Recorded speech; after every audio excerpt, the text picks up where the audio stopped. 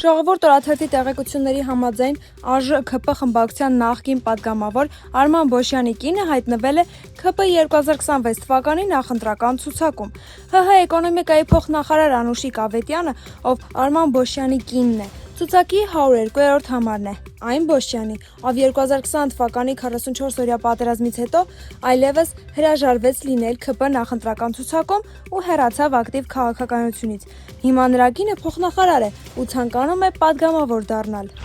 Հրապարակ օրաթերթը գրում է. Ալեն Սիմոնյանը 3 ոստիկանության նորվա առթիվ ԱԺ նախագահի շնորհակալագրով է պարգևատրել 2 ոստիկանի ծառայական պարտականությունները գերազանց եւ բարձր պատասխանատվությամբ կատարելու համար։ Նրանցից մեկն իրականում բռնարար է։ Խոսքը ոստիկանության փոխգնդապետ, քրեական ոստիկանության գլխավոր վարչության, Երևանի վարչության, սեփականության դեմ ուղղված հանցագործությունների դեմ պայքարի բաժնի պետ Սենիկ Երանոսյանի մասին է։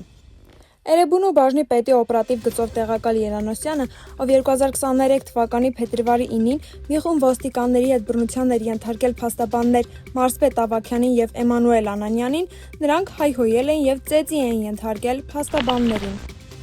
Հրապարակ թերթը գրում է. Չնայած արդարադատության նախարար, Սահմանադրական բարեփոխումների խորհրդի ղեկավար Սրփուհի Գալյանը հայտարարել է, որ Սահմանադրության տեքստը կհրապարակվի մինչև հունիսի 7-ի ընտրությունները, սակայն ՔՊ մեր աղբյուրները քիչ հավանական են համարում, որ ընտրություններից առաջ հանրության առաջ փռեն իրենց կեղտոտ սպիտակ եղենը։ Խնդիրը միայն անկախության հռչակագրից ազատվելը չէ, որի մասին Փաշինյանը բաց հայտարարել է, այլ մի շարք անհավանական փոփոխություններ ու խմբագրումներ։ Մեզ ասացին, որ Փաշինյանն իր հագով է Սահմանադրությունը ձևելու։ Տեղեկություններ կան, որ եթե ՔՊ-ին հունիսի 7-ին չհաջողվի սահմանադրական մեծամասնություն վերցնել, բայց մի կերպ մնալ իշխանության, ապա սահմանադրական կարգավորումներն էլ կհամապատասխանեցնեն իրենց ստացած քվեների քանակին, որպեսզի կարողանա սահմանադրական օրենքներ ընդունել։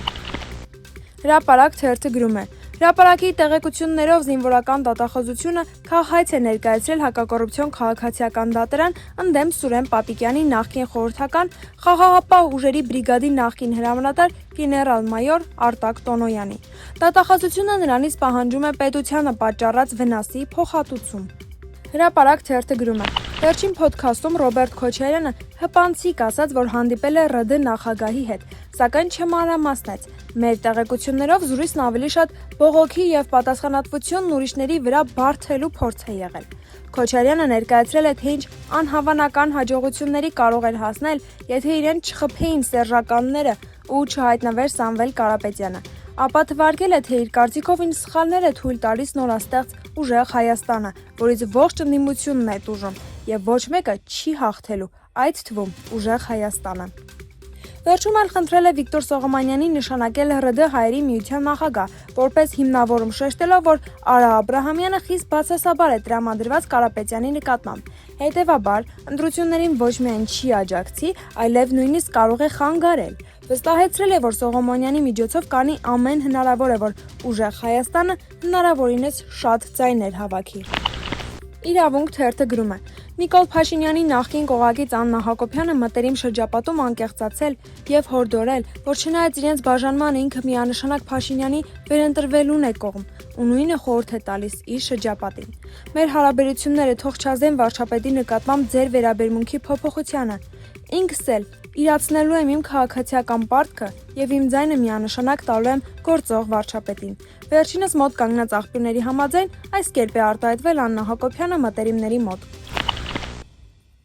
Իրավունք թերթը գրում է. Այս օրերին ՔՊ-ի ցուցակից դուրս մնացած պատգամավոր Հայկ Սարգսյանին են դիմում ընդդիմադիր դաշտում հայտ ներկայացրած տարբեր ուժեր, առաջարկելով իրենց ցուցակում առաջադրվել առաջիկա ընտրություններին, սակայն վերջինս բոլորին կտրուկ մերժում է։ Ավելին, հայտարարում է, որ նա թեև հարազատ կուսակցությունում այլևս տեղ չունի, բայց դա բացարձակ չի ազդում իր եւ Նիկոլ Փաշինյանի հարաբերությունների վրա, եւ որ ինքը երբեք չի միանա այն ուժերին, որոնց դեմ պայքարել է նաեւ ինքը 2018 թվականին։